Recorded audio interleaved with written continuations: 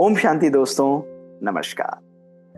दोस्तों, अक्सर हम लोग अपनी लाइफ में मेडिटेशन का अभ्यास करना चाहते हैं।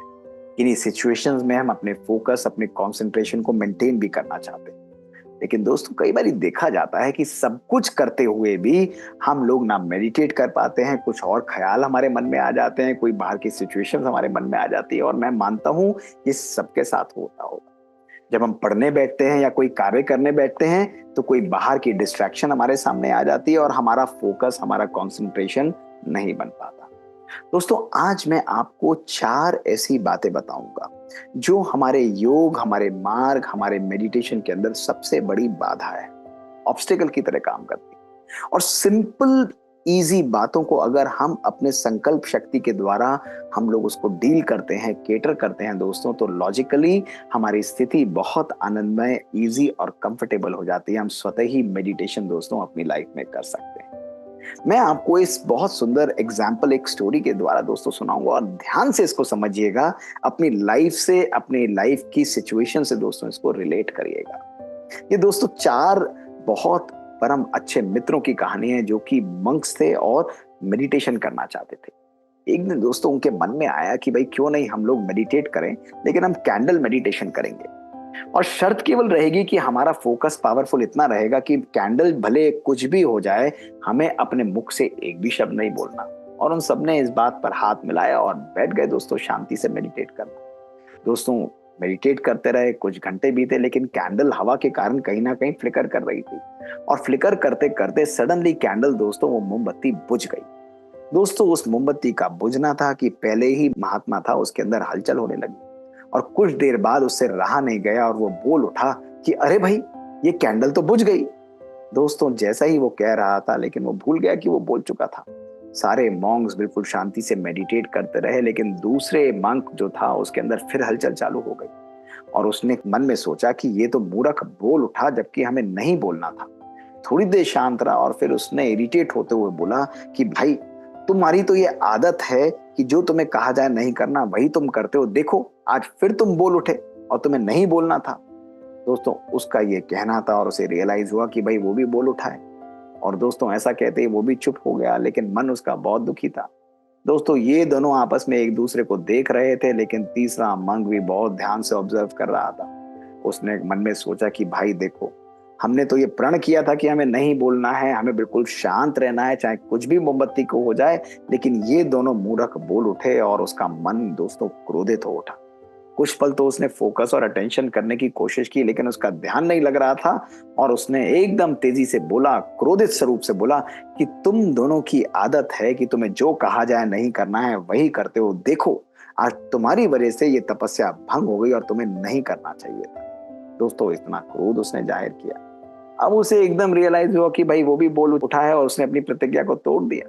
दोस्तों, जहां ये 3 मंक्स जो आपस में देख रहे थे, परेशान थे, वहीं चौथा मंक मुस्कुरा रहा था और मन ही मन सोच रहा था कि भाई देखो, मैं तो कम से कम शांत रहा। कुछ देर बाद वो योग लगाता रहा, कोशिश करता रहा, लेकिन उससे भी रहा नहीं गया। और वो बोल उठा कि देखो, तुम तीनों में से केवल मैं ही शांत रहा और मैं एक शब्द भी नहीं बोला। और दोस्तों, उसका ये बोलना था और उसे रियलाइज हुआ कि जहां उसे नहीं बोलना था वहीं उसने बोल दिया और उसने भी अपनी प्रतिज्ञा को भंग कर दिया। दोस्तों, इस प्रकार चारों मॉन्क्स ने अपनी प्रतिज्ञा को तोड़ दिया। और ये शो करता है, ये 4 मंक्स दोस्तों प्रतीकात्मक हैं जो हमारी अपनी लाइफ सिचुएशंस को झलकाते हैं। आज का व्यक्ति मेडिटेशन क्यों नहीं कर पाता दोस्तों? वो पहला मंक बताता है, वो है डिस्ट्रैक्शन। छोटी छोटी बातों और परिस्थितियों से डिस्ट्रैक्शन। जहां उसके मन में एक्सपेक्टेशन थी कि मोमबत्ती को नहीं बुझना चाहिए, लेकिन वो हिली और बुझी, वो डिस्ट्रैक्ट हुआ और उसने अपनी तपस्या को भंग कर दिया। इसी प्रकार दोस्तों, योग के अंदर भी हम डिस्ट्रैक्ट हो जाते हैं, अपने तपस्या को भंग कर देते हैं बाहर की परिस्थितियों से। आज कितनी बार हमारा मन दुखी और परेशान होता है, किससे? बाहर के डिस्ट्रैक्शन से, अंदर के डिस्ट्रैक्शन से नहीं दोस्तों।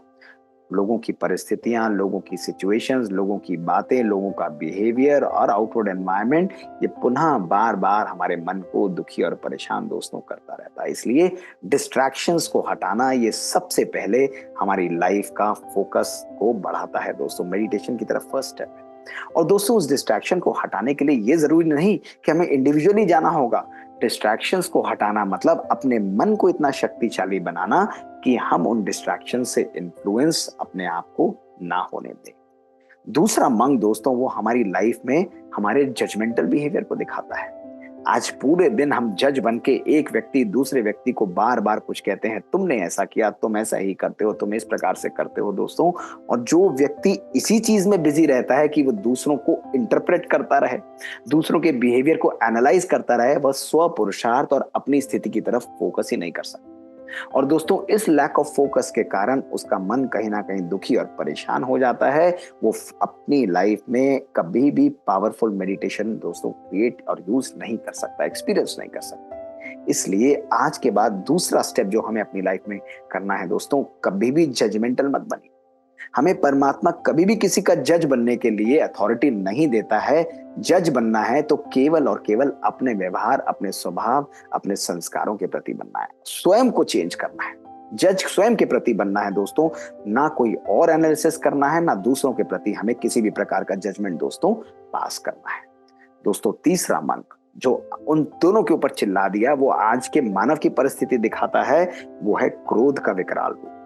दोस्तों जिस व्यक्ति के मन के अंदर इरिटेशन, क्रोध और जेलसी जैसी भावनाएं हैं, छोटी छोटी बातों पर रूठ जाना, आवेश और आवेग जैसी भावनाएं हैं दोस्तों, ये सब क्रोध की ही फैमिली है, ये क्रोध का ही परिवार है। वो योग कैसे लगा सकता है दोस्तों? वो मेडिटेशन का एक्सपीरियंस कैसे कर सकता है?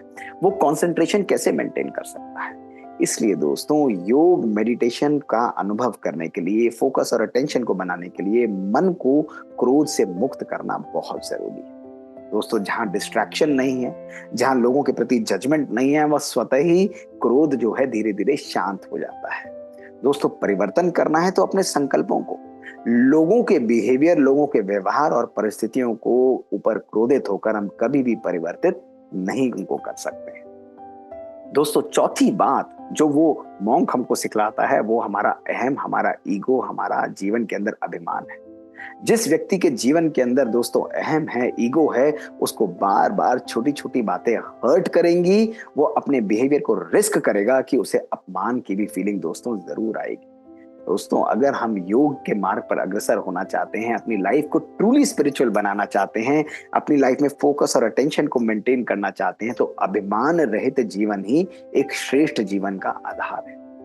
बहुत आवश्यक है अपने अहम को तोड़ना और अपनी सेल्फ एस्टीम को मेंटेन करना, सेल्फ रिस्पेक्ट को मेंटेन करना। तो दोस्तों ये चार बातें जो डिस्ट्रैक्शंस हैं बाहर की, जो हमें बार बार इन्फ्लुएंस करती हैं, हमारा जजमेंटल नेचर है, लोगों के प्रति संबंधों में, प्रोफेशनल लाइफ पर क्रोध को बार बार दोस्तों जाहिर करना, उसको एक्सप्रेस करना और कहीं ना कहीं अहम का आना, प्राइड की फीलिंग आना दोस्तों, ये हमारे आध्यात्मिक मार्ग पर, जीवन को श्रेष्ठ बनाने के मार्ग पर एक बड़ी रुकावट की तरह काम करता है।